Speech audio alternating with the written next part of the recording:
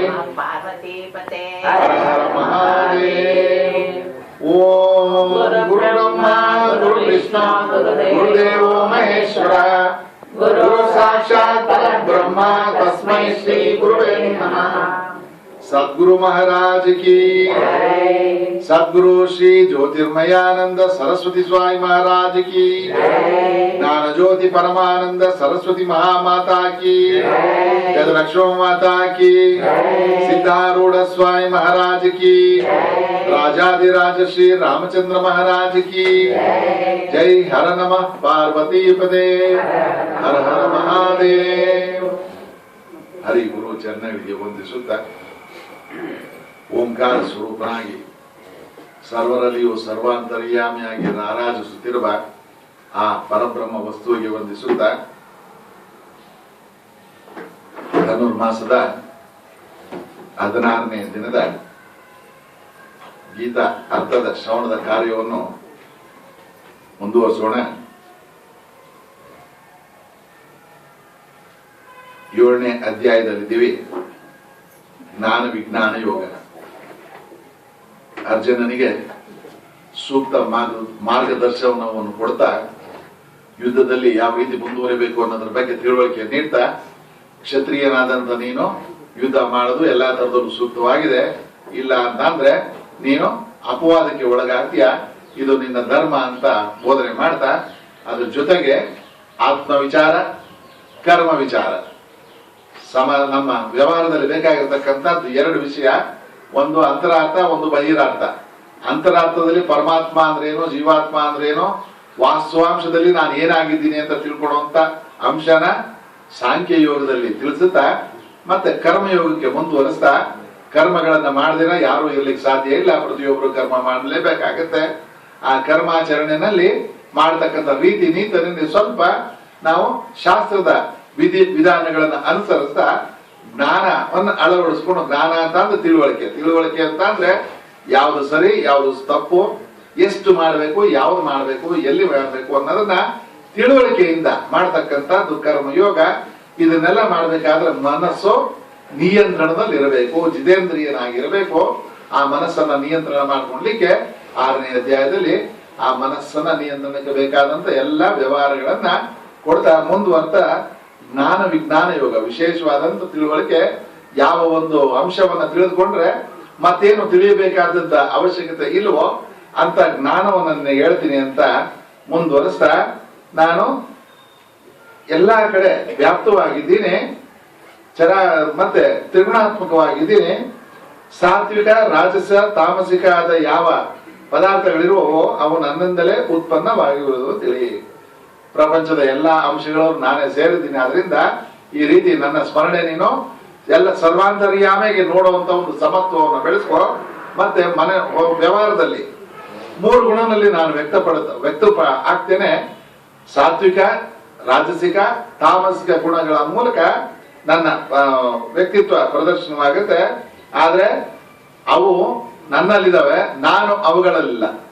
ಕೋಪ ಬಂದಾಗ ನೋಡ್ತೀವಿ, ಸಮಾಧಾನವಾಗಿದ್ದಾಗ ನೋಡ್ತೀವಿ, ನಿದ್ದೆ ಬರ್ತಾ ಇದೆ ಅನ್ನೋದನ್ನು ನೋಡ್ತೀವಿ. ಅದರಲ್ಲಿ ಭಗವಂತ ಸೇರ್ಕೊಳಲ್ಲ, ಅದನ್ನ ನಾವು ನೋಡ್ತಾ ಇರ್ತೀವಿ. ನೋಡೋದು ನಾನಾಗಿದ್ದೀನಿ, ಆ ಅಂಶಗಳು ನನ್ನಲ್ಲಿದ್ದಾವೆ, ನಾನು ಅದರಲ್ಲಿಲ್ಲ ಅಂತ ಮುಂದುವರಿಸ್ತಾ, ಗುಣಮಯವಾದ ಈ 3 ಭಾವಗಳಿಂದ ಮೋಹಿತವಾದ ಈ ಸರ್ವ ಜಗತ್ತು ಇವುಗಳಿಂದ ವಿಲಕ್ಷಣ ಅವ್ಯಯವಾದ ನನ್ನನ್ನು ತಿಳಿದುಕೊಳ್ಳಲಾರದು. ಈ 3 ಬಿಟ್ಟಂತ ಪರಿಸ್ಥಿತಿ ನಾನಿದ್ದೀನಿ. ನನ್ನನ್ನು ತಿಳಿಬೇಕಾದ್ರೂ ಸ್ವಲ್ಪ ಕಷ್ಟ ಇದೆ ಜಗತ್ತಿಗೆ. ಈ ತ್ರಿಗುಣ ರೂಪಿಯಾದ ನನ್ನ ದೈವಿ ಮಾಯೆಯನ್ನು ದಾಟಲು ಶಕ್ಯವಿಲ್ಲ. ಆದ್ರೆ ನನ್ನನ್ನು ಆಶ್ರಯಿಸಿದವರು ಈ ಮಾಯೆಯನ್ನು ದಾಟುತ್ತಾರೆ. ಈ ಮಾಯೆ ಒಳಗಡೆ ಸೇರ್ಕೊಂಡಾಗ ಜಗತ್ತನ್ನ ದಾಟೋದು ಕಷ್ಟ ಆಗುತ್ತೆ. ಆದ್ರೆ ನನ್ನ ಆಶ್ರಯ ಪಡೆದ ಯಾರು ಪಡೀತಾರೋ, ನನ್ನ ಅಂತ ಅಂದ್ರೆ ಭಗವಂತನ ಆಶ್ರಯ, ಪರಬ್ರಹ್ಮ ವಸ್ತುವಿನ ಆಶ್ರಯ, ಪರಮಾತ್ಮನ ಆಶ್ರಯ ಯಾರು ಪಡೀತಾರೋ ಅವರು ಈ ಮಾಯೆಯಿಂದ ದಾಟ್ತಾರೆ. ಮಾಯಾ ಜಾಲದಲ್ಲಿ ಸಿಗಾಕೊಂಡಿರ್ತಕ್ಕಂಥ ನಮ್ಮ ಮನಸ್ಸನ್ನ ಬಿಡಿಸಿ ಪಕ್ಕಕ್ಕೆ ತಗೊಂಡು ಅದಕ್ಕೆ ಒಂದು ಸಂಘ ಸನ್ಮಾರ್ಗವನ್ನು ಕೊಡಬೇಕಾದಾಗ ಭಗವಂತನ ಆಶ್ರಯ ಬೇಕಾಗುತ್ತೆ ಅಂತ ಇಲ್ಲಿ ತಿಳಿಸ್ತಾ ಇದ್ದಾರೆ. ಮುಂದುವರಿತಾ, ಮಾಯೆಯಿಂದ ಆವರಿಸಲ್ಪಟ್ಟ ಜ್ಞಾನವುಳ್ಳ ಅಸುರ ಭಾವವನ್ನು ಆಶ್ರಯಿಸಿದ ಪಾಪಶೀಲರು ಮೂಢರು ಆದ ನರಾಧಮರು ನನ್ನನ್ನು ತಿಳಿಯುವುದಿಲ್ಲ. ಪಾಪಗಳನ್ನೇ ಅಧಿಕವಾಗಿ ಮಾಡ್ತಾ ಎರಡು ಧರ್ಮಗಳು ನಾವು ಆಚರಿಸ್ತೀವಿ ಅಂತ ಸಾಮಾನ್ಯವಾಗಿ ಹೇಳ್ತಾರೆ. ಒಂದು ಮನುಷ್ಯತ್ವ, ಇನ್ನೊಂದು ಪಶುತ್ವ.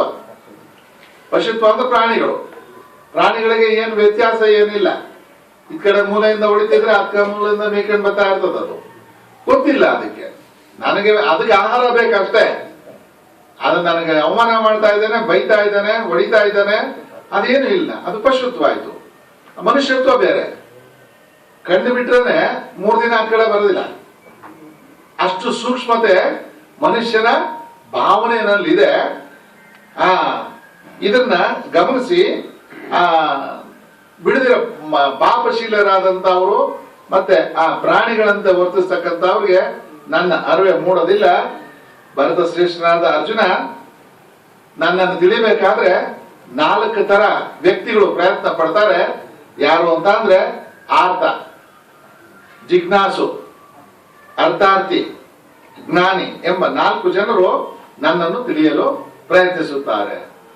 ಭಗವಂತನ ಪ್ರಾರ್ಥನೆಗೆ ಯಾರು ನಿಂತ್ಕೊಂತಾರೆ ಸೊಂಟ ಕಟ್ಕೊಂಡು ಅಂತ ಅಂದ್ರೆ 4 ಜನ ಪಟ್ಟಿ ಮಾಡಿ ಹೇಳ್ಬಿಟ್ಟಿದ್ದಾರೆ. ಅವರನ್ನೇ ಎಷ್ಟು ಚೆನ್ನಾಗಿ ಬಿಡಿಸ್ತಾ ಹೋಗ್ತಾರೆ ಅಂತ ಅಂದ್ರೆ ಅದನ್ನ ನಾವು ಸ್ವಲ್ಪ ಗಮನಿಸ್ತಾ ಹೋದ್ರೆ ಅಂಶಗಳು ನಮ್ಮ ವ್ಯವಹಾರ, ಬೇರೆ ಯಾರ್ದು ಅಲ್ಲ, ನಮ್ಮ ವ್ಯವಹಾರಗಳು, ನಮ್ಮ ಮನಸ್ಸಿನ ಭಾವನೆಗಳು ಅಲ್ಲಿ ವ್ಯಕ್ತವಾಗ್ತಾ ಹೋಗ್ತವೆ.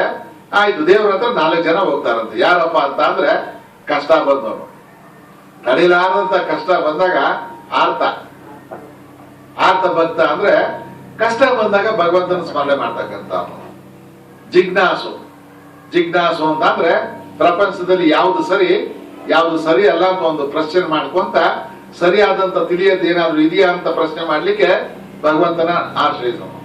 ಅರ್ಥಾರ್ಥಿ ಅಂದ್ರೆ ದುಡ್ಡನ್ನ ಗಳಿಸ್ಲಿಕ್ಕೆ ಕ್ಯೂಗಳು ಅದು ಇದು ನೋಡಿದ್ರೆ ನಾವು ನಿಂತಿರೋದನ್ನ ಏನೋ ನಮ್ಮ ಅಪೇಕ್ಷೆ ಆಕಾಂಕ್ಷೆಗಳು ಇದ್ದಾಗ ಅಲ್ಲಿ ಹೋಗಿ ಭಗವಂತನ ಮೊರೆ ಹೋದ್ರೆ ನಮಗೆ ಸಮಾಧಾನ ಸಿಗ್ಬೋದು ಅನ್ನೋ ಒಂದು ಅದರಿಂದ ಹೋಗ್ತಾನೆ. ಇನ್ನೊಬ್ಬ ಕೊನೆಯವನು ಜ್ಞಾನಿ, ತಿಳುವಳಿಕೆ ಇರ್ತಕ್ಕಂಥವನು. ಭಗವಂತನೇ ಸರ್ವಶ್ರೇಷ್ಠ, ಅವನನ್ನ ನಂಬಿದರೆ ಮಾತ್ರ ಪ್ರಪಂಚದಲ್ಲಿ ನಮಗೆ ಮುಕ್ತಿ ಅನ್ನೋ ಅಂಶದಿಂದ ಭಗವಂತನ ಆಶ್ರಯಿಸುವವನು ಜ್ಞಾನಿ.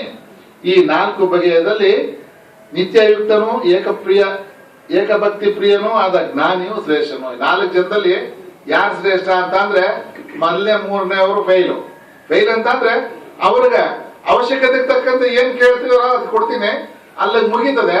ಆದ್ರೆ ಜ್ಞಾನಿ ಹಾಗಲ್ಲ, ಅವನು ಏಕ ಭಕ್ತಿ ಪ್ರಿಯ, ಒಂದೇ ಭಕ್ತಿ, ಒಬ್ಬನನ್ನ ನನ್ನನ್ನು ಆಶ್ರಯಿಸಿ ಅವನು ನಂಬ್ಕೊಂಡಿರ್ತಾನೆ. ಜ್ಞಾನಿಗೆ ಅತ್ಯಂತ ಪ್ರಿಯನು ಮತ್ತು ಅವನು ನನಗೆ ಪ್ರಿಯನಾಗಿರ್ತಾನೆ. ನಾನು ಅವನಿಗೆ ಇಷ್ಟ, ಅವನು ನನಗೆ ಇಷ್ಟ. ಇದರಿಂದ ಇವರೆಲ್ಲರೂ ಉತ್ಕೃಷ್ಟರೇ ಆಗಿದ್ದಾರೆ. ಆದ್ರೆ ಜ್ಞಾನಿಯು ನನ್ನ ಆತ್ಮನೇ. ಎಲ್ಲ 3 ಜನನೂ ಶ್ರೇಷ್ಠರೇ. ಪ್ರಾಣಿಗಳಿಗಿನ್ನ ಈ ಭಗವಂತನನ್ನು ಸ್ಮರಣೆ ಮಾಡೋ ಇವರೆಲ್ಲರೂ ಶ್ರೇಷ್ಠರೇ. ಆದ್ರೆ ಜ್ಞಾನಿ ಅತ್ಯುತ್ತಮ ಅಂತ ಹೇಳ್ತಾ ನಾನೇ ಅತ್ಯುತ್ತಮ ಗತಿ ಎಂದು ನನ್ನನ್ನೇ ಆಶ್ರಯಿಸಿರುತ್ತಾನೆ. ಭಗವಂತನೇ ಅತ್ಯುತ್ತಮವಾದಂತ ಸ್ಥಾನ ಅಂತ ಹೇಳಿ ಅವನನ್ನ ಯಾವಾಗಲೂ ಆಶ್ರಯಿಸಿರ್ತಾನೆ. ಅನಂತ ಜನ್ಮಗಳಲ್ಲಿ ಪರಿಪಕ್ವವಾದ ಜ್ಞಾನಿಯು ವಾಸುದೇವನೇ ಸರ್ವಸ್ವವು ಎಂದು ಅಖಂಡ ಅನುಭವದಿಂದ ನನ್ನನ್ನು ಹೊಂದುತ್ತಾನೆ ಅಂತ ಮಹಾತ್ಮನು ಅತ್ಯಂತ ದುರ್ಲಭ. ಪರಮಾತ್ಮನೇ ಸರ್ವಸ್ವ ಅಂತ ತಿಳಿದು ಪರಮಾತ್ಮನನ್ನ ಆಶ್ರಯಿಸಿ ಎಲ್ಲಾದ್ರಲ್ಲೂ ನಮಸ್ಕಾರ ಮಾಡುವಾಗ ಮಾತ್ರ ಅಲ್ಲ, ದೇವ್ರ ಹತ್ರ ಹೋದಾಗ ಮಾತ್ರ ಅಂತಲ್ಲ, ಏನು ನೋಡಿದ್ರು ಎಲ್ಲಿ ನೋಡಿದ್ರು ಯಾವ್ದ್ರೂ ಎಲ್ಲಾದ್ರಲ್ಲೂ ಪರಮಾತ್ಮ ತುಂಬಿದಾನೆ ಅಂತ ಆ ಪದ ಒಂದು ಚೆನ್ನಾಗಿದೆ ಬಳಸಿರೋದು. ವಾಸುದೇವನೇ ಸರ್ವಸ್ವ, ವಾಸುದೇವ ಸರ್ವಂ ಇತಿ. ಸಂಸ್ಕೃತದಲ್ಲಿ ವಾಸುದೇವ ಸರ್ವಂ ಇತಿ, ಎಲ್ಲದರಲ್ಲೂ ವಾಸುದೇವನೇ ತುಂಬಿದಾನೆ ಅನ್ನೋ ಒಂದು ಭಾವನೆಯಿಂದ ಪ್ರಪಂಚನ ನೋಡೋದನ್ನ ಕಲಿತಾನೆ. ತಮ್ಮ ಸ್ವಭಾವಕ್ಕೆ ಅನುಗುಣವಾಗಿ ಆಯಾ ಕೋರಿಕೆಗಳನ್ನು ಬಯಸಿ ಅದಕ್ಕೆ ಅನುಗುಣವಾದ ನಿಯಮಗಳನ್ನು ಅನುಸರಿಸಿ ಆಯಾ ದೇವತೆಗಳನ್ನು ಶರಣು ಹೊಂದುತ್ತಾರೆ. ಕೆಲವರು ಅನೇಕ ದೇವತೆಗಳು ಇದ್ದಾರೆ. ಪೋರ್ಟ್ಫೋಲಿಯೋಗಳು, ಮಿನಿಸ್ಟ್ರು, ಚೀಫ್ ಮಿನಿಸ್ಟರ್ ಒಬ್ರು ಇರ್ತಾರೆ, ಮುಖ್ಯಮಂತ್ರಿಗಳು, ಬಾಕಿ ಇಲಾಖೆಗಳು, ಒಂದೊಂದು ಇಲಾಖೆಗೆ ಒಬ್ಬೊಬ್ರು ಪೋರ್ಟ್ಫೋಲಿಯೋ. ಇಲ್ಲೂ ಪೋರ್ಟ್ಫೋಲಿಯೋಗಳು, ಅದಕ್ಕೊಬ್ರು, ಇದಕ್ಕೊಬ್ರು, ಅಲ್ಲಿಗೊಬ್ರು, ಎಲ್ಲದಕ್ಕೂ ಪೋರ್ಟ್ಫೋಲಿಯೋ ಬೇಕಾಗ್ತವೆ. ಅಂದ್ರೆ ಜವಾಬ್ದಾರಿ ಅಂತ ಒಬ್ಬರು ತಗೊಂಡಾಗ ಅದು ನಿರ್ವಹಣೆ ಆಗುತ್ತೆ. ಇಲ್ಲ ಯಾರೋ ಮಾಡ್ತಾರೆ ಬಿಡು ಅಂದ್ರೆ ಕೊನೆಗೆ ಏನು ಆಗಿರೋದಿಲ್ಲ, ವ್ಯತ್ಯಾಸಗಳಾಗಿ ಅಲ್ಲಿ ಅಸಂದರ್ಭವಾಗಿ ಒಂದು ಜವಾಬ್ದಾರಿ ತಗೊಳ್ಳುವಂತ ವ್ಯವಸ್ಥೆ ಇದೆ. ಆ ಜವಾಬ್ದಾರಿ ಹೊತ್ತಕ್ಕಂಥ ದೇವತೆಗಳನ್ನ ಆಶ್ರಯಿಸಿ ಅವ್ರು ಬೇಕಾದಂತ ಕಾಮನೆಗಳನ್ನ ಪಡೀತಾರೆ. ಯಾವ ಯಾವ ಭಕ್ತನು ಯಾವ ಯಾವ ದೇವತಾ ಮೂರ್ತಿಯನ್ನು ಶ್ರದ್ಧೆಯಿಂದ ಪೂಜಿಸಲು ಇಚ್ಛಿಸ್ತಾನೋ ಅವನವನಿಗೆ ಅದೇ ಅಚಲವಾದ ಶಕ್ತಿಯನ್ನು ಕೊಡುತ್ತಾನೆ. ಒಬ್ಬೊಬ್ಬರಿಗೆ ಒಂದೊಂದು ಆಶಯ, ಇಲ್ಲಿ ಮಾತ್ರನೇ ಅಥವಾ ಯಾವುದೋ ಒಂದ್ ಕಡೆ ಮಾತ್ರನೇ ಅಂತ ಅಲ್ಲ, ಇಲ್ಲಿ ಬೇರೆ ಕಡೆ ಎಲ್ಲೋ ಒಂದ್ ಕಡೆ ನಮಗೆ ಸಮಾಧಾನ ಸಿಗ್ಬೋದು ಅಂತ ನಮಗೆ ಮನಸ್ಸಿಗೆ ಅನ್ಸ್ಬೋದು. ಅಲ್ಲಿ ಹೋಗಿ ಕೇಳಿದಾಗ ಅಲ್ಲೇನೆ ನಿನಗೆ ಅದೇ ಸ್ಥಾನದಲ್ಲಿ ಅಲ್ಲೇ ನಿನಗೆ ಆಶೀರ್ವಾದ ಮಾಡ್ತೀನಿ. ಅವನು ಶ್ರದ್ಧೆಯಿಂದ ಆ ದೇವತೆಯನ್ನು ಆರಾಧಿಸುತ್ತಾನೆ. ಆ ದೇವತೆಯ ಮೂಲಕವಾಗಿ ಅವನ ಇಷ್ಟಾರ್ಥಗಳು ನಾನೇ ಕೊಡುತ್ತೇನೆ. ಯಾರನ್ನ ಯಾವ ರೀತಿ ಕೇಳಿದ್ರೆ ಅಲ್ಲೇ ಆ ಮೂಲಕನೇ ಅವನಿಗೆ ನಾನು ಇಷ್ಟಾರ್ಥಗಳನ್ನ ಕೊಡ್ತೇನೆ. ಇಷ್ಟಾರ್ಥಗಳು ಅಂದ್ರೇನು? ಫಲಗಳು ಕೋರಿಕೆಗೆ ಅನುಗುಣವಾಗಿ ಅದು ಇರುತ್ತೆ, ನಾಳೆ ಮುಗಿಯುತ್ತೆ. ಆದರೆ ಅಲ್ಪ ಬುದ್ಧಿಯುಳ್ಳ ಆ ಅನ್ಯ ದೇವತೋಪಾಸಕರು ಆ ದೇವತೆಗಳನ್ನು ಆರಾಧಿಸಿ ಆ ದೇವತೆಗಳನ್ನ ಪಡೆದು ಅದರಿಂದ ಅಶಾಶ್ವತ ಫಲವನ್ನು ಪಡೆಯುತ್ತಾರೆ. ಇವರೆಲ್ಲ ಅಶಾಶ್ವತವಾದಂತ ಫಲಗಳನ್ನು ಪಡೆಯುತ್ತಾರೆ. ಆದ್ರೆ ನನ್ನ ಭಕ್ತನು ನನ್ನನ್ನೇ ಹೊಂದುತ್ತಾನೆ. ಪರಮಾತ್ಮನ ನಂಬಿರ್ತಕ್ಕಂಥವನು ಪರಮಾತ್ಮನನ್ನೇ ಹೊತ್ತಾನೆ, ಪರಮಾತ್ಮನನ್ನೇ ಆಗ್ತಾನೆ. ಸೋಹಮಸ್ಮಿ ಅಹಂ ಬ್ರಹ್ಮಾಸ್ಮಿ ಅನ್ನೋ ವಿಷಯ ಹೇಳಬೇಕಾದ್ರೆ ನಾನೇ ನೀನಾಗಿದ್ದೀನಿ, ನೀನೇ ನಾನಾಗಿದ್ದೀನಿ. ಆಂಜನೇಯನ ಸ್ತೋತ್ರವನ್ನು ನಾವು ನೆನೆಸ್ಕೊಬಹುದು. ಕೇಳ್ತಾರೆ ಎಲ್ಲ ಆಗಿ ಪಟ್ಟಾಭಿಷೇಕ ಎಲ್ಲ ಮುಗಿದು ಆಂಜನೇಯ ಅವನ ಸ್ಥಾನದಲ್ಲಿ ಕೂತಿರ್ತಾನೆ. ಆಂಜನೇಯ ನೀನು ರಾಮನಿಗೆ ಯಾವ ರೀತಿಯಲ್ಲಿ ಸೇವೆ ಮಾಡ್ತಾ ಇದೀಯಾ ಅಂತ ತಿಳಿದವರು ಕೇಳ್ತಾರಂತೆ. ಬಾಹ್ಯವಾಗಿ ತಗೊಂಡಾಗ ಸೇವಕನಾಗಿ ಸೇವೆ ಮಾಡ್ತೀನಿ, ಭಕ್ತನಾಗಿ ತಗೊಂಡಾಗ ಪರಮಾತ್ಮನನ್ನ ಆರಾಧಿಸ್ತೀನಿ, ಭಗವಂತನ ಸ್ವರೂಪ ತಗೊಂಡಾಗ ನಾನೇ ಭಗವಂತನೇ ನಾನು ಅನ್ನ ದೃಷ್ಟಿನಲ್ಲಿ ನೋಡ್ತೀನಿ ಅಂತ 3 ಅಂಶಗಳಲ್ಲಿ ಹೇಳ್ತಾನೆ ಅನ್ನೋದನ್ನ ನೆನ್ಸ್ಕೊಂತ ಅವ್ಯಯವೂ ನಿರತಿಶಯವೂ ಆದ ನನ್ನ ಪರಮಾತ್ಮ ಸ್ವರೂಪವನ್ನು ಅರಿಯದ ಅವಿವೇಕಿಗಳು ಮೊದಲು ಅವ್ಯಕ್ತನಾಗಿದ್ದು ಆಮೇಲೆ ವ್ಯಕ್ತಗೊಂಡದೆಂದು ನನ್ನನ್ನು ತಿಳಿಯುತ್ತಾರೆ. ಕೆಲವರು ಏನು ಗೊತ್ತಿರಲ್ಲ, ಮೊನ್ನೆ ಆಶ್ರಮಕ್ಕೆ ಹೋದೆ, ಭಗವದ್ಗೀತೆ ಸ್ವಲ್ಪ ಹೇಳಿದ್ರು, ಅವಾಗ ಅರ್ಥ ಆಯ್ತು ನನಗೆ ಭಗವಂತ ಒಬ್ಬ ಇದಾನಂತೆ ಅಂತ. ಇಲ್ಲ, ಭಗವಂತ ಯಾವಾಗ್ಲೂ ಇದ್ದಾನೆ. ಅನೇಕ ವಿಜ್ಞಾನದ ಸಂಶೋಧನೆಗಳನ್ನ ನಾವು ನೋಡ್ಬೋದು. ಗುರುತ್ವಾಕರ್ಷಣೆ ಅಂದ್ರೆ ಭೂಮಿ ನಮ್ಮನ್ನ ಎಳೆದಿಡ್ಕೊಳುತ್ತೆ ಅಂತ ಒಂದು ಶಕ್ತಿ ಇದೆ ಅಂತ ಒಬ್ಬರು ವಿಜ್ಞಾನಿಗಳು ಅನೌನ್ಸ್ ಮಾಡಿದ್ರು. ಅವ್ರು ಯಾವ್ದೋ ಮರದಗಳ ಕೆಳಗಡೆ ಕೂತಿದ್ದಾಗ ಆಪಲ್ ತಲೆ ಮೇಲೆ ಬಿತ್ತು, ಇದ್ಯಾಕೆ ನನ್ನ ತಲೆ ಮೇಲೆ ಬಿತ್ತು, ಅಲ್ಲಿ ಬೀಳ್ಲಿಲ್ಲ ಇಲ್ಲಿ ಬೀಳ್ಲಿಲ್ಲ ಅಂತ ಸ್ವಲ್ಪ ಪ್ರಶ್ನೆಗಳು ಹಾಕೊಂಡಾಗ ಇಲ್ಲ ಭೂಮಿ ಎಳೆಯುವಂತ ಶಕ್ತಿ ಇದೆ ಅಂತ ಯೋಚನೆ ಮಾಡಿ ಅದನ್ನ ಹೇಳ್ದ. ಅವನು ಹೇಳಿದ ಮೇಲೆ ಅದಕ್ಕೆ ಗುರುತ್ವಾಕರ್ಷಣೆ ಕಂಡಿಡಿದಂತ ದೊಡ್ಡ ವಿಜ್ಞಾನಿ ಅಂತ ಅದಕ್ಕೆ ಸರ್ಟಿಫಿಕೇಟ್ ಎಲ್ಲ ಕೊಟ್ಟರು. ಮಹಾ ಸಂಶೋಧನೆಗಳು ಅದ್ರ ಮೇಲೆ ಆಯ್ತು. ಅದು ರಾಕೆಟ್ ಎಲ್ಲ ಬಿಡುವಂತ ಕಾರ್ಯಕ್ರಮಗಳು ಆ ಅಂಶದ ಮೇಲೆನೆ ನಡೆದಿದೆ. ಆ ವಿಷಯ ಬೇರೆ. ಅದಕ್ಕೆ ಮೊದಲು ಗುರುತ್ವಾಕರ್ಷಣೆ ಇರ್ಲಿಲ್ವಾ? ಭೂಮಿಗೆ ಗುರುತ್ವಾಕರ್ಷಣೆ ಇರ್ಲಿಲ್ವಾ? ಇತ್ತು. ಬೇಡ, ಅವನ್ ಮಗು ಜನನವಾಗುತ್ತೆ, ಅದು ಪ್ರಾಣಗತ ಇರ್ತದೆ, ಅದಕ್ಕೊಂದು ಹೆಸರು ರಾಮ ಅಥವಾ ಕೃಷ್ಣ. ರಾಮ ಅಂತ ಇಡೋದಕ್ಕೆ ಮೊದಲು ಆ ಮಗು ಆಗಿರ್ಲಿಲ್ವಾ? ಆಗಿರ್ತೈತೆ. ನಾಮ ಮಾತ್ರ ಭಗವಂತನ ಅರಿವನ್ನ ನಾನು ಜ್ಞಾನ ಪಡೆದ ಮೇಲೆ ಬಂತು ಅನ್ನೋದಲ್ಲ, ಮೊದಲು ಇರುತ್ತೆ, ತಿಳಿದಾಗೂ ಆಗತ್ತೆ. ನೀನು ಮರೆತರೂ ಅದು ಆಗಿರುತ್ತೆ. ಕೆಲವು ಸತಿ ಅಭ್ಯಾಸ ಇಲ್ದಿರ ಅದನ್ನ ಮರೆತು ಮತ್ತೆ ನಾವು ಯಥಾಸ್ಥಿತಿಗೆ ಬಂದು ಅಂದ್ರೂ ಆ ಸ್ಥಿತಿ ಏನು ಚೇಂಜ್ ಆಗೋದಿಲ್ಲ, ಅರಿವು ಮಾತ್ರ ಚೇಂಜ್ ಆಗುತ್ತೆ. ಆ ಅರಿವನ್ನ ನಾವು ಯಾವಾಗ್ಲೂ ಆ ಭಗವಂತನಲ್ಲಿ ಇಟ್ಕೊಳ್ತಕ್ಕಂತ ಸ್ಥಿತಿ ಇದೆಯಲ್ಲ, ಅದು ತಿಳುವಳಿಕೆ ಅಥವಾ ಜ್ಞಾನ ಅಂತ ಹೇಳ್ತಾರೆ. ಆ ಯೋಗ ಮಾಯಾವೃತನಾದ ನಾನು ಎಲ್ಲರಿಗೂ ಪ್ರತ್ಯಕ್ಷನಲ್ಲ, ಈ 3 ಜನರು ಅಜನೋ ಅವ್ಯಯನೂ ಆದ ನನ್ನನ್ನು ತಿಳಿಯಲಾರರು. ಇವೆಲ್ಲ ತಿಳಿದ ವಿಷಯಗಳು ಗೊತ್ತಿಲ್ಲ ಇರೋರಿಗೆ ನಾನು ವ್ಯಕ್ತ ಆಗೋದಿಲ್ಲ. ಸ್ವಲ್ಪ ಚಿಂತಿಸಿ ಮಂಥಿಸಿ, ಮಂಥನ ಅಂದ್ರೆ ಮಜ್ಜಿಗೆ ಕಡಿಯೋದು, ಮನಸ್ಸಿನಲ್ಲಿ ಮಂಥನ, ವಿಷಯಗಳು ಏನ್ ಕೇಳ್ದೋ ಏನ್ ತಿಳಿದೋ ಏನ್ ಹೇಳ್ತಾವ್ರೆ ಅನ್ನೋದ ಮನಸ್ಸಿನಲ್ಲಿ ಚಿಂತನ ಮಂಥನ ಮಾಡಿ ಅರ್ಜುನ ಹಿಂದಿನ ಈಗಿನ ಮುಂದೆ ಹುಟ್ಟುವ ಪ್ರಾಣಿಗಳನ್ನು ಬಲ್ಲೆನು, ಆದ್ರೆ ನನ್ನನ್ನು ಯಾರು ಅರಿಯಲಾರು. ಏನ್ ಆಗ್ತಾ ಇದೆ ಏನ್ ಹೋಗ್ತಾ ಇದೆ ಅನ್ನೋದೆಲ್ಲ ನನ್ನ ತಿಳುವಳಿಕೆಗೆ ಗೊತ್ತಿದೆ, ಬೇರೆಯವ್ರಿಗೆ ತಿಳುವಳಿಕೆ ಇದ್ದವ್ರಿಗೆ ಅದು ಗೊತ್ತಿರಲಿಲ್ಲ. ಪರಂತಪನಾದ ಭಾರತನೇ ರಾಗದ್ವೇಷಗಳಿಂದ ಹುಟ್ಟಿದ ದ್ವಂದ್ವಗಳ ಮೋಹದಿಂದ ಸ್ವರ ಪ್ರಾಣಿಗಳು ಹುಟ್ಟುವ ಕಾಲದಲ್ಲೇ ಭ್ರಾಂತಿಯನ್ನು ಹೊಂದುತ್ತವೆ. ಭ್ರಾಂತಿ ಹುಟ್ಟವಾಗೇನೆ ಶುರುವಾಗುತ್ತೆ. ಹುಟ್ಟವಾಗ ಏನು ಇರೋದಿಲ್ಲ, ಆರಾಮಾಗಿ ಬರುತ್ತೆ. ಸ್ವಲ್ಪ ಹೊತ್ತಾದ್ಮೇಲೆ ಕುಯ್ ಅಂತ ಗಲಾಟೆ ಬರ್ತದೆ. ಯಾಕೆ ಅಂದ್ರೆ ಹಸು. ಅಲ್ಲಿಂದ ಹಸುವಿನ ಭ್ರಾಂತಿ ಅಲ್ಲಿ ಪ್ರಚೋದನೆ ಕೊಡ್ತು ಅಂದ್ರೆ ಒಂದೊಂದಾಗ ಶುರುವಾಗುತ್ತೆ. ಬ್ಯಾಗ್ ತಗಲಾಕಂತದ್ದು ಇಷ್ಟಪ್ಪ ಓಡಾಡ್ತಾ ಇರ್ತದೆ. ಆಮೇಲೆ ಇನ್ನೊಂದು ಬ್ಯಾಗು, ಆಮೇಲೆ ಸಂಸಾರದ ಬ್ಯಾಗು, ಆಮೇಲೆ ಜೀವನದ ಬ್ಯಾಗು, ಆಮೇಲೆ ಈ ಬ್ಯಾಗು. ಒಟ್ಟಾಗ ಒಂದು ಬ್ಯಾಗನ್ನ ಕೊನೆಗೆ ಬೇಡ ಅಂತ ಬಿಸಾಕ್ ಹೋಗಿ ಗಂಟನು ಬ್ಯಾಗ್ ಹೊರತಕ್ಕಂತ ಜವಾಬ್ದಾರಿ ಇದ್ದೇ ಇರ್ತದೆ. ಭ್ರಾಂತಿಯನ್ನ ಬ್ಯಾಗು ಪ್ರಾಣಿ ಪುಣ್ಯ ಕರ್ಮಗಳ ಪ್ರಭಾವದಿಂದ ಯಾರ ಪಾಪವು ಕ್ಷೀಣಿಸುವುದೋ ಅವರು ದ್ವಂದ್ವಗಳಿಂದ ಮೋಹದಿಂದ ಬಿಡುಗಡೆ ಹೊಂದಿ ದೃಢವ್ರತರಾಗಿ ನನ್ನನ್ನು ಭಜಿಸುತ್ತಾರೆ. ಮತ್ತೆ ಭಗವಂತನನ್ನ ಪ್ರಾರ್ಥನೆ ಮಾಡ್ಬೇಕಾದ್ರೆ, ನೆನೆಬೇಕಾದ್ರೆ ಪುಣ್ಯನೂ ಬೇಕು. ಅವರ ಪಾಪ ಕರ್ಮಗಳೆಲ್ಲನ್ನು ಮುಗಿದು ಒಂದ್ ಸ್ವಲ್ಪ ಪುಣ್ಯ ಅರ್ಜನೆ ಮಾಡಿ ನನ್ನನ್ನ ತಿಳಿಯಲು ಪ್ರಯತ್ನ ಮಾಡಿದಾಗ ನಾನು ಅವರಿಗೆ ಒಲಿತೀನಿ. ಜರ ಮರಣ ಮುಕ್ತಿಗಾಗಿ ಪ್ರಯತ್ನ ಪಡುವ ಜನರು ನನ್ನನ್ನು ಆಶ್ರಯಿಸಿ ಬ್ರಹ್ಮನನ್ನು, ಆಧ್ಯಾತ್ಮವನ್ನು, ಸಂಪೂರ್ಣವಾದ ಕರ್ಮವನ್ನು ತಿಳಿಯುತ್ತಾರೆ. ಜರಾಮರಣ ಮುಕ್ತಿಗೆ ಈ ಜ್ಞಾನವನ್ನ ಪಡೆಯೋದ್ರಿಂದ ನಮಗೆ ಸಿಗ್ತಕ್ಕಂಥ ಲಾಭ ಎಂತ ಅಂದ್ರೆ ಏನು ಅಂತ ಅಂದ್ರೆ 30-40 ಸೈಟ್ ಅಲ್ಲ, ಯಾವುದೋ ಒಂದು ವಾಹನನೋ ಅಥವಾ ಇನ್ನೊಂದೇನೋ ಆಭರಣನೋ ಸಿಗುತ್ತೆ ಅಂತಲ್ಲ. ಜರಾಮರಣ. ಜರ ಅಂತ ಅಂದ್ರೆ ಹುಟ್ಟತಕ್ಕಂಥದ್ದು, ಮರಣ ಅಂತ ಅಂದ್ರೆ ಸಾವು.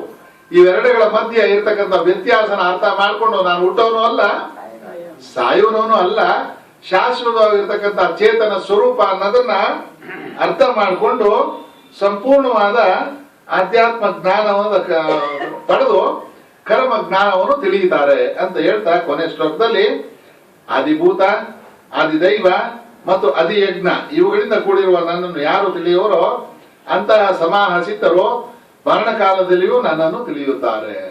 ಇಲ್ಲಿ ಒಂದೊಂದು ಅಧ್ಯಾಯ ಸಂಪೂರ್ಣ ಆಗಿ ಮುಕ್ತಾಯ ಆಗೋಷ್ಟೊತ್ತಿಗೆ ಅಲ್ಲೊಂದು ಬೀಜ ಹಾಕ್ತಾರೆ. ಬೀಜ ಅಂತ ಅಂದ್ರೆ ಮುಂದಿನ ಅಧ್ಯಾಯಕ್ಕೆ ಅದೊಂದು ಕಾರಣ ಆಗೋತಕ್ಕಂಥ ಅಂಶ.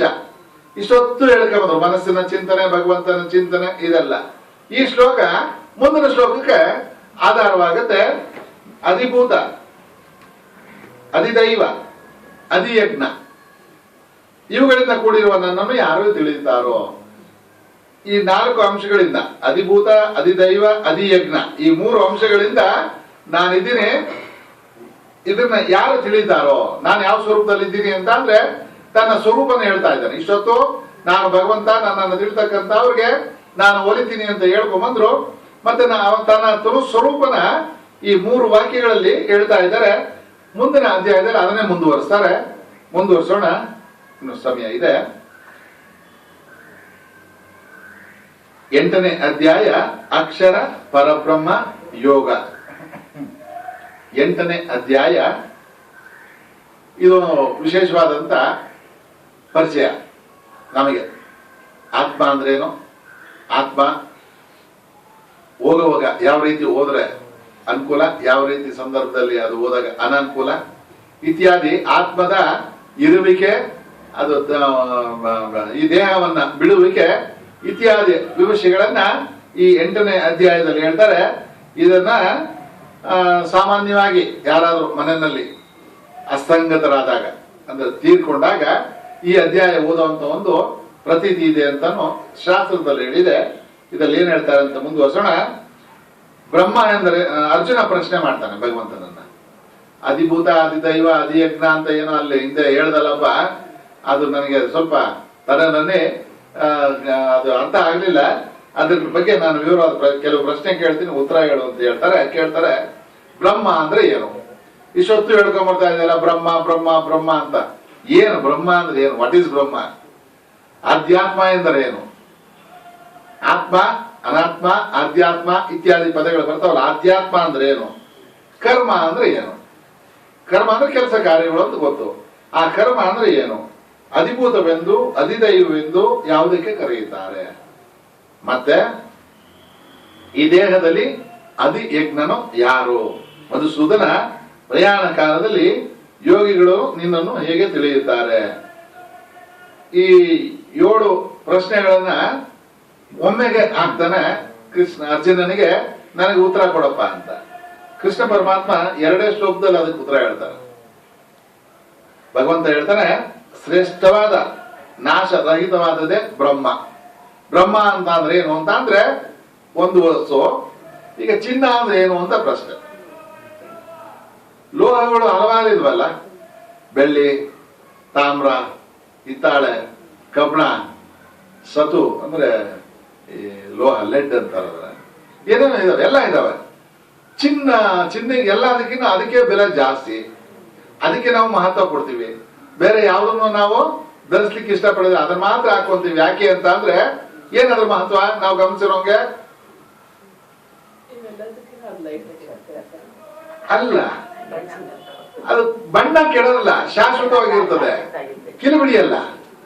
ಬೇರೆ ಪದಾರ್ಥಗಳು ಸ್ವಲ್ಪ ಕೊಳೆ ಆದ್ರೆ, ಸ್ವಲ್ಪ ಗಲೀಜ್ ಬಿದ್ರೆ, ಸ್ವಲ್ಪ ಉಪ್ಪೋ ಹುಳಿನೋ ಏನಾದ್ರು ತಗಲಿದ್ರೆ ಬಣ್ಣನೇ ಬದಲಾಗುತ್ತೆ.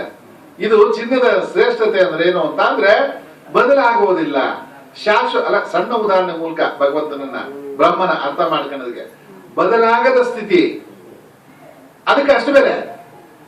ಚಿನ್ನನ ಯಾಕೆ ಅಷ್ಟು ಇಷ್ಟಪಡ್ತೀವಿ ಅಂತ ಅಂದ್ರೆ ಯಾವ್ದ್ರಲ್ಲಿ ಹಾಕಿದ್ರು ಏನ್ರಲ್ಲಿ ಹಾಕಿದ್ರು ಅದು ತಕ್ಷಣ ಬದಲಾಗೋದಿಲ್ಲ, ಅದ್ರ ಸ್ಥಾನ ಅಷ್ಟು ಬೇಗ ಬಿಟ್ಕೊಡೋದಿಲ್ಲ. ಆದ್ರೆ ಬೇರೆ ವಸ್ತುಗಳಾಗಲ್ಲ, ತಕ್ಷಣ ಪ್ರತಿಕ್ರಿಯೆ ಕೊಡ್ತಾವೆ. ಇದು ವ್ಯತ್ಯಾಸ. ನಾವು ಸೂಕ್ಷ್ಮವಾಗಿ ಚಿನ್ನ ಬ್ರಹ್ಮಕ್ಕೆ ಚಿನ್ನ ಅಂತ ಹೋಲಿಸ್ಕೊಡೋಣ. ಬ್ರಹ್ಮನ್ ಏನ್ ಹೇಳ್ತಾರೆ ಅಂತ ಅಂದ್ರೆ ನಾಶರಹಿತವಾದದ್ದು, ಅಷ್ಟು ಸೂಕ್ಷ್ಮವಾಗಿ ಬದಲಾವಣೆ ಆಗತಕ್ಕಂತ ವಸ್ತು ಅಲ್ಲ, ಇದು ಶಾಶ್ವತವಾದದ್ದು. ಅದೇ ಬ್ರಹ್ಮ. ಯಾವುದು ಅಂತಂದ್ರೆ ಯಾವುದು ಇವೆಲ್ಲ ಬದಲಾವಣೆ ಆಗ್ತವೆ. ದೇಹ ಬದಲಾವಣೆ ಆಗುತ್ತೆ, ಪ್ರಪಂಚ ಬದಲಾವಣೆ ಆಗುತ್ತೆ. ಹೇಗಿತ್ತು ಇಲ್ಲೆಲ್ಲ ಕೆಲವು ವರ್ಷಗಳ ಹಿಂದಿನ ಸ್ಥಿತಿನ ನಾವು ನೆನ್ಸ್ಕೊಂಡ್ರೆ ಎಲ್ಲ ಹೊಲಗಳೇ ಅಕ್ಕಪಕ್ಕ. ಅಮ್ಮ ಅವ್ರನ್ನ ಕೇಳಿದ್ರೆ ಗೊತ್ತಾಗುತ್ತೆ, ಹಳೇದು ಕತೆ ಸ್ಟೋರಿ ನೋಡಿರ್ತಾರೆ, ಹಳಬರುಗಳಿಗೆಲ್ಲ ಗೊತ್ತಿದೆ ಇಲ್ಲೆಲ್ಲ ಹೇಗಿತ್ತು ಅಂತ. ಬದಲಾವಣೆ ಆಗಿದೆ. ಮೆಟ್ರೋ ಇರಲೇ ಇಲ್ಲ, ಮೆಟ್ರೋ ಗಂಟನು ಪಾಸ್ ಆಗೋಗಿದೆ. ಇವಾಗ ಇಂಟರ್ನ್ಯಾಷನಲ್ ಸಿಟಿ ಅನ್ನೋ ಹೆಸರು ಪಾಸ್. ಈ ಕೆಲವು ವರ್ಷಗಳೇ ಇರಲಿಲ್ಲ, ಬದಲಾವಣೆ ಸಹಜ. ಆದ್ರೆ ವಾಸ್ತುಸ್ಥಿತಿ ಏನಿದೆ ಬ್ರಹ್ಮ ಬದಲಾವಣೆ ಆಗ್ತಕ್ಕಂಥದ್ದಲ್ಲ. ಬೆಂಗಳೂರು ಬದಲಾವಣೆ ಆಗಿದೆಯಾ? ಇಲ್ಲಲ್ಲ. ಪೂರ್ವ ಪಶ್ಚಿಮದಲ್ಲಿ ಹೇಗಿರ್ಬೇಕು ಹಾಗೆ ಇದೆ. ಆ ರೀತಿ ನಾಶರಹಿತವಾದದ್ದೇ ಬ್ರಹ್ಮ, ಅದರ ಸ್ವಭಾವವಾದ. ಆ ಬ್ರಹ್ಮದ್ದೇ ಒಂದು ಸ್ವಭಾವ ಇಲ್ಲಿದಲ್ಲ. ಏನಿದು? ಬಿಸಿಲಿನ ಕಿರಣ ಎಲ್ಲಿಂದ ಬಂದಿದೆ? ಸೂರ್ಯನಿಂದ ಬಂದಿದೆ. ಆ ಸೂರ್ಯ ಬೇರೆ ಇದು ಬೇರೆ ಅಂತ ನಾವ್ ಹೇಳಕ್ಕಾಗ್ತದ? ಅದನ್ನೇ ಅಂಶ, ಪರಮಾತ್ಮನ ಅಂಶನೇ ಪ್ರತ್ಯೇಕ ಆತ್ಮ. ಒಳಗಡೆ ಇರ್ತಕ್ಕಂಥ ಪ್ರತಿ ಆತ್ಮ ಅನ್ನೋ ರೀತಿಯಲ್ಲಿ ಚೇತನ ವಸ್ತುವಾಗಿದೆ. ಪ್ರಾಣಿಗಳ ಉತ್ಪತ್ತಿ ಸ್ಥಿತಿಗಳಿಗೆ ಕಾರಣವಾದ ವಿಸರ್ಜನವು ಕರ್ಮವೆಂದು ಹೇಳಿಸಿಕೊಳ್ಳುತ್ತದೆ. ಪ್ರಾಣಿಗಳ ಅಥವಾ ಬದಲಾವಣೆ ಆಗ್ತಕ್ಕಂಥ ಸ್ಥಿತಿಗಳು ಏನೇ ಒಂದು ವ್ಯವಹಾರ ಕರ್ಮ ಅಂತಂದ್ರೆ ಒಂದು ಬದಲಾವಣೆ ತರತಕ್ಕಂಥ ವ್ಯವಹಾರ ಕೆಲಸ. ಏನು ಇರಲ್ಲ. ಯಾವ್ದೋ ಫ್ಯಾಕ್ಟ್ರಿಗೆ ಹೋಗ್ತಾನೆ, ಅಲ್ಲೊಂದು ಪಂಚೆನೋ ಬಟ್ಟೆನೋ ಸೀರೆನೋ ನೇಯ್ದು ಬರ್ತಾನೆ, ಅದೊಂದು ಕರ್ಮ, ಒಂದು ಉತ್ಪತ್ತಿ. ಒಂದು ಪ್ರಾಣಿಗಳು ಅಥವಾ ವಸ್ತುಗಳ ಉತ್ಪತ್ತಿ ಸ್ಥಿತಿಗಳಿಗೆ ಕಾರಣವಾದಂತ ಕೆಲಸ ಕರ್ಮ ಅಂತ ಹೇಳಿಸ್ಕೊಂಡಂತೆ ದೇಹಧಾರಿಗಳಲ್ಲಿ ಶ್ರೇಷ್ಠನಾದ ಅರ್ಜುನ ನಶ್ವರವಾದ ಶರೀರಾದಿ ವಸ್ತುಗಳೇ ಅಧಿಭೂತಗಳು. ಅಧಿಭೂತಗಳು ಯಾವುದು ಅಂತ ಅಂದ್ರೆ, ಭೂತ ಅಂತ ಅಂದ್ರೆ ಕಣ್ಣಿಗೆ ಕಾಣ್ತಕ್ಕಂಥದ್ದು, ಶರೀರ ಇತ್ಯಾದಿ ವಸ್ತುಗಳು. ಕಣ್ಣಿಗೆ ಕಾಣ್ತಕ್ಕಂಥ ಏನೇನು ಪ್ರಪಂಚದಲ್ಲಿದೆ, ಕಣ್ಣಿಗೆ ಕಾಣ್ತಕ್ಕಂಥ ಎಲ್ಲ ವ್ಯವಹಾರ ವಸ್ತುಗಳು ಕೂಡ ಅಧಿಭೂತಗಳಾಗ್ತವೆ. ಪುರುಷನು ಅಧಿದೈವತ. ಇದರೊಳಗಡೆ ಒಬ್ಬ ಶಾಶ್ವತವಾದಂತ ಪುರುಷ ಇದ್ದಾನೆ, ಅದನ್ನ ನೋಡ್ತಾ ಇರ್ತಾನೆ, ಅವನು ಅಧಿದೈವತ. ಮತ್ತೆ ಇದೆಲ್ಲಾನು ಸಾಕ್ಷಿಯಾಗಿ ನೋಡ್ತಕ್ಕಂಥ ಒಬ್ಬ ಇದ್ದಾನೆ, ಅವನು ನಾನಾಗಿದ್ದೀನಿ, ಅವನೇ ಅಧಿಯಜ್ಞ. ಈ ರೀತಿ ವಿವರಣೆಗಳು ಕೊಡ್ತಾ ಮರಣಕಾಲದಲ್ಲಿ ನನ್ನನ್ನೇ ಸ್ಮರಣೆ ಮಾಡುತ್ತಾ ದೇಹವನ್ನು ಬಿಟ್ಟು ಯಾವನು ಹೊರಡುತ್ತಾನೆಯೋ ಅವನು ಸಂಶಯವಿಲ್ಲದೆ ನಮ್ಮ ಅವನು ಹೊಂದುವನು. ಇದೊಂದು ಬಹಳ ಮುಖ್ಯವಾದಂತ ಅಂಶ. ಅಂತಿಮ ಕರೆ, ಕೊನೆ ಶುಭಂ ಅಂತ ಬೀಳೋ ಸಂದರ್ಭದಲ್ಲಿ, ಕೊನೆ ಕಾಲದಲ್ಲಿ ಪ್ರಾಣ ಇನ್ನೇನು ಅಂತಿಮ ಸ್ಥಿತಿಗೆ ಬಂದಿನೋ ಅನ್ನೋ ಸ್ಟೇಜ್ ಅಲ್ಲಿ ಕೊನೆ ಗೀತಾ ಲಾಸ್ಟ್ ಅಲ್ಲಿ ಬರ್ತದಲ್ಲ, ಮಹಾತ್ಮೆನಲ್ಲಿ ಒಂದು ಪದ ಬರ್ತದೆ. ಗೀತಾ ಅಂತ ಯಾರು ಹೇಳಿ ಪ್ರಾಣ ಬಿಡ್ತಾರೋ ಅವರಿಗೆ ನಾನು ಮುಕ್ತಿಯನ್ನು ಕೊಡ್ತೇನೆ ಅಂತ ಒಂದು ಆಶ್ವಾಸನೆ ಸರ್ಟಿಫಿಕೇಟ್ಗಳು ಕೊಡ್ತಾರಲ್ಲ, ಆ ತರ ಒಂದು ಆಶ್ವಾಸನೆ ಕೂಡ ಇದೆ. ಗೀತಾ ಅಂತ ಅಂದ್ರೆ ಭಗವದ್ಗೀತೆ ಅಂತ ಮಾತ್ರನೇ ಭಾವಿಸೋದಲ್ಲ, ಪರಮಾತ್ಮನ ಸ್ಥಿತಿನೇ ನಾನು ಆಗಿದ್ದೀನಿ ಅನ್ನೋ ರೀತಿಯಲ್ಲಿ ಭಗವಂತನನ್ನ ಸ್ಮರಣೆ ಮಾಡ್ತಾ ಯಾರು ದೇಹವನ್ನು ಬಿಡ್ತಾರೋ ಇದೆಲ್ಲ ಅಲ್ಲಿಗೆ ತಗೊಂಡು ಹೋಗತಕ್ಕಂತ. ಕೊನೆಗೆ 2 ಸ್ಥಿತಿಗಳು ಮಾತ್ರ ಭಗವಂತನ ಹತ್ರ ಕೇಳಕ್ ಮಾತ್ರ ಉಳ್ಕಂತದೆ ಅಂತ ತಿಳಿದವರು ಹೇಳ್ತಾರೆ. ಒಂದು ಪರಾಶ್ರಯವಿಲ್ಲದ ಜೀವನ, ಪರರ ಆಶ್ರಯವಿಲ್ಲದ ಜೀವನ. 2ನೇದು ನಿರಾಯಾಸ ಮರಣ, ನಿರಾಯಾಸವಾದಂತ ಮರಣ.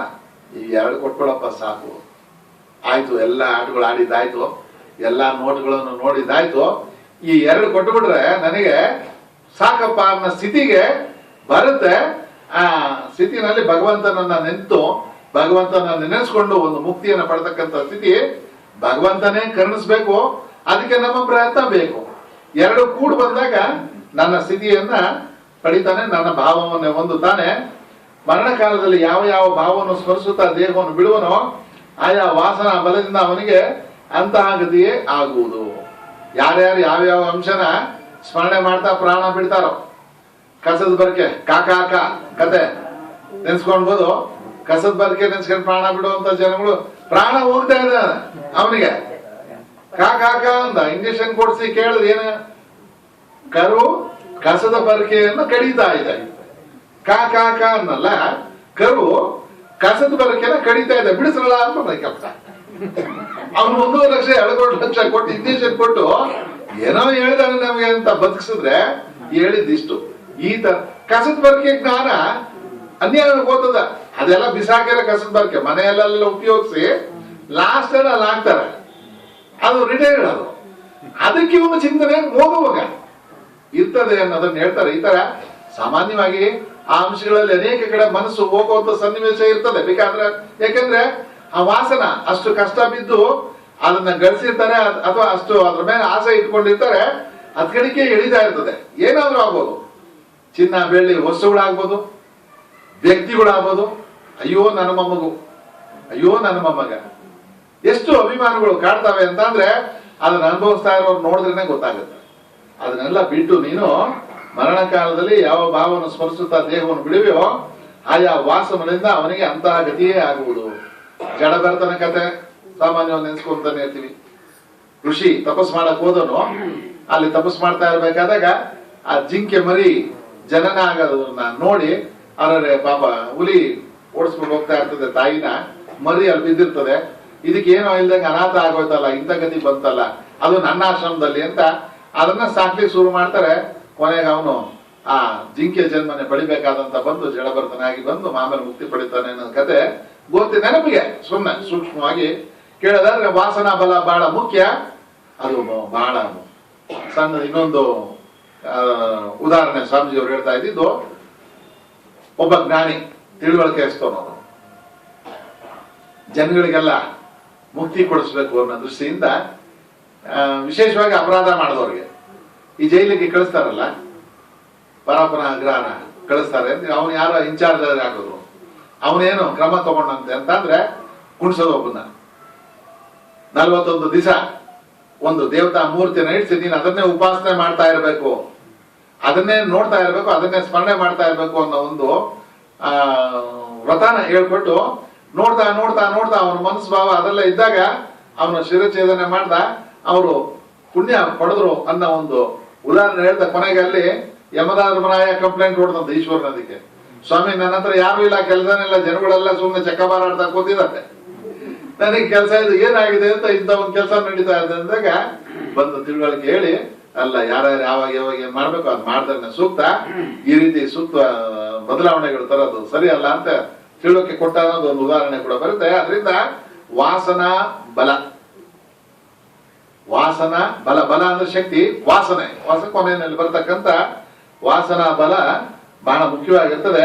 ಆದ್ರಿಂದ ನನಗೆ ನಿನ್ನ ಮನಸ್ಸು ಬುದ್ಧಿಗಳನ್ನು ಸಮರ್ಪಿಸಿ ಎಲ್ಲಾ ಕಾಲದಲ್ಲೂ ನನ್ನನ್ನೇ ಸ್ಮರಿಸುತ್ತಾ ಯುದ್ಧ ಮಾಡಿದ್ರೆ ಸಂಶಯವಿಲ್ಲದೆ ನನ್ನನ್ನೇ ಹೊಂದುವೆ. ಅದರಿಂದ ನೀನು ಮುಖ್ಯವಾಗಿ ಮಾಡ್ಬೇಕಾದ್ದೇನು ಅಂತ ಅಂದ್ರೆ ಮನಸ್ಸು ಬುದ್ಧಿಗಳನ್ನು ನನಗೆ ಸಮರ್ಪಿಸು.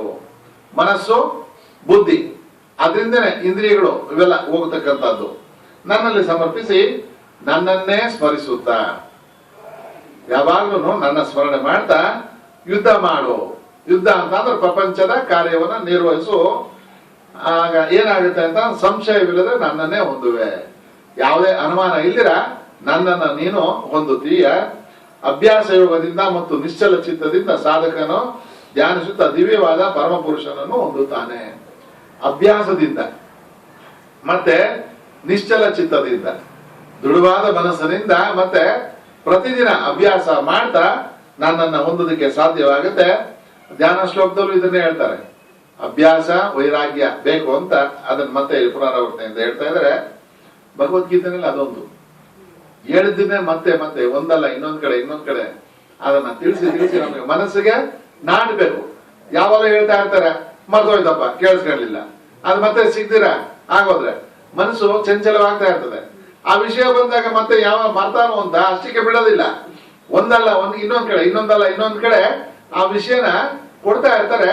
ಅದನ್ನ ಮನಸ್ಸಿಗೆ ನಾಟಲಿ ಅನ್ನೋ ದೃಷ್ಟಿಯಿಂದ ಮರಣಕಾಲದಲ್ಲಿ ಭಕ್ತಿಯಿಂದ ಕೂಡಿದವನಾಗಿ ಅಚಲವಾದ ಮನಸ್ಸಿಂದಲೂ ಯೋಗ ಬಂದಿಂದಲೂ ಭ್ರೂ ಮಧ್ಯದಲ್ಲಿ ತನ್ನ ಪ್ರಾಣವನ್ನು ಚೆನ್ನಾಗಿ ನಿಲ್ಲಿಸಿ ಸರ್ವಜ್ಞನು ಪುರಾಣ ಪುರುಷನು ಸರ್ವ ನಿಯಾಮಕನು ಅಣುವಿಗಿಂತ ಸೂಕ್ಷ್ಮವಾಗಿರುವವನು ಎಲ್ಲಕ್ಕೂ ಕರ್ಮ ಫಲದಾದನು ಅಚಿಂತ್ಯ ರೂಪವುಳ್ಳವನು ನಿತ್ಯ ಚೇತನ ಪ್ರಕಾಶ ಉಳ್ಳವನು ಅಜ್ಞಾನ ಮೋಹ ಅಂಧಕಾರಕ್ಕಿಂತ ಆಚೆ ಇರುವವನು ಆದ ಪುರುಷನನ್ನು ಯಾರು ಸ್ಮರಿಸುವವರೋ ಅವರು ಆ ದಿವ್ಯವಾದ ಪರಮ ಪುರುಷನನ್ನು ಹೊಂದುತ್ತಾರೆ. ಈ ಶ್ಲೋಕದಲ್ಲಿ 2 ಶ್ಲೋಕದಲ್ಲಿ ಪೂರ್ಣವಾಗಿ ಅಂತಿಮ ಕ್ಷಣದ ನೀತಿಗಳ ವಿವರಣೆ ಕೊಡ್ತಾರೆ. ಅಂತಿಮ ಸ್ಥಿತಿ ಒಂದಲ್ಲ ಒಂದ್ ದಿವಸ ಬಂದೇ ಬರುತ್ತೆ. ಅದು ಹುಟ್ಟಿದವನು ಸಾಯಲೇಬೇಕು ಅಂತ ಇರಬೇಕಾದಾಗ ಆ ಸ್ಥಿತಿ ಅನಿವಾರ್ಯ ಅನ್ನೋದನ್ನ ಎಲ್ಲಾರು ಅದನ್ನ ಒಪ್ಕೊಳ್ಳೇಬೇಕಾಗತ್ತೆ. ಇಲ್ಲ ಬೇಡ ನಾನು ಒಪ್ಪಕ್ಕಾಗೋದಿಲ್ಲ ಅಂತ ಹೇಳಿದವರು ಸುಮಾರು ಜನ ಶೆಡ್ ಹಾಕೊಂಡ ರಾವಣ ಎಂತೆಂತ ಪರಾಕ್ರಮಿಗಳು. ಮರಣನೇ ಬೇಡ ಹಿರಣ್ಯಕಶ್ಯಪು ಅವರು ಸಾಹಸಗಳನ್ನ ಕೇಳಿದ್ರೆ ಎಲ್ಲಾರು ಅದೇ ಪ್ರಯತ್ನ, ನನಗೆ ಮರಣ ಬೇಡ, ನಾನೇ ಮಹಿಷಾಸುರ ದೇವಿ ಸ್ತುತಿ ಓದವಾಗ ಎಂತೆಂತ ಪರಾಕ್ರಮಿಗಳು ಬರ್ತಾರೆ. ಅವರು ಆರ್ಭಟಗಳನ್ನ ನೋಡಿದ್ರೆ ನಮ್ದು ಏನು ಇಲ್ಲ ಆದ್ರೂ ಅಂತಿಮ ಸ್ಥಿತಿ ಅಂತಂದವರೇ ಒಪ್ಕೊಂಡಿದ್ದಾರೆ ಅಂದ್ಮೇಲೆ ನಮಗೆ ನಾವು ಅದ್ರ ಕಡೆ ಗಮನ ಇಟ್ಕೊಳ್ಬೇಕು. ಚಿಂತೆ ಅಲ್ಲ, ಹೊರಗಲ್ಲ, ಗಮನ. ಒಂದು ನೀತಿ ಇದೆ. ಈಗ ಪಿಕ್ಚರ್ ಹೋಗ್ತೀವಿ, ಪಿಕ್ಚರ್ ಬಿಡ್ತಾರೆ ಅನ್ನೋದು ಗೊತ್ತು. ಕಾಸು ಕೊಟ್ಟಿದ್ದೀನಿ ನಾನೇ ಇಷ್ಟ ಬೇಗ ಹೋಗಕ್ಕಾಗುತ್ತೆ ಅಂತ ಕೂತ್ಕೊಂಡ್ರೆ ಅದು ಪರಿಸ್ಥಿತಿ ಏನಾಗುತ್ತೆ ಅಂತ ಮುಗಿಸ್ಕೊಂಡ್ರೆ ಆಗ್ಬಿಡ್ತದೆ. ಇಲ್ಲ, ಇಲ್ಲೂ ಅಷ್ಟೇನೆ ಒಂದು ಸ್ಥಿತಿ ಇದೆ. ಅದು ಸ್ಥಿತಿನ ಅವಾಗ ಸರಿಯಾದಂತ ಸ್ಥಿತಿನಲ್ಲಿ ನಡೆಯುವಾಗ ಭಗವಂತ ಎಷ್ಟು ಎಚ್ಚರಿಕೆಗಳು ಕೊಡ್ತಾನೆ ಅಂತ ಅಂದ್ರೆ ಈಗಲಾದ್ರೂ